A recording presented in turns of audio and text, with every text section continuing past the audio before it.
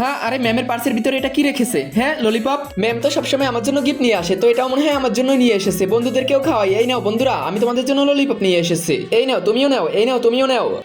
আরে আমার তো মুখ বন্ধ হয়ে গেছে। আরে আমারও তো মুখ বন্ধ হয়ে গেছে, কিন্তু আমাদের মুখ বন্ধ হয়ে গেল কেন? এই ললিপপের জন্য। কিন্তু এখন আমরা আমাদের মুখ খুলবো কেমন করে? আরে আজকে তোমাদের ক্লাসে তো সাইলেন্ট কিভাবে? আর নয়তো প্রতিদিন।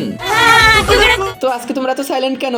দিশো, সিমরান, কি হলো? তোমরা তো ইয়েস না কোনোটাই বলতাছো না। আমি কিন্তু তোমাদের সবাইকে অ্যাবসেন্ট লাগিয়ে দিব। আরে না ম্যাম, এটা কইরেন না। আরে কি হলো আজকে? সেকশন এ এর বাচ্চারা সব চুপ করে বসে আছে, আর সেকশন ডি এর বাচ্চারাও তো মুখে তালা লাগিয়ে বসে আছে। তার মানে এই ললিপপ গুলো আনা হয়েছিল সেকশন ডি এর জন্য।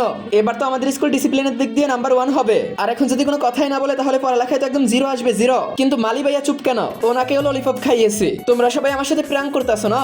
হ্যাঁ, এই তো এখন লাঞ্চের টাইম হয়ে গেছে। এখন তো ওদের মুখ ওরা খুলবে, কারণ খাবার তো খেতেই হবে না। তার আগে তোমার জীবনে যদি এই জায়গাটা একবার হলেও যাওয়ার ইচ্ছে থাকে, তাহলে ভিডিওতে একটি লাইক দিয়ে চ্যানেলটিকে সাবস্ক্রাইব করে দাও, আর কমেন্ট বক্সে আমিন লিখে যাও।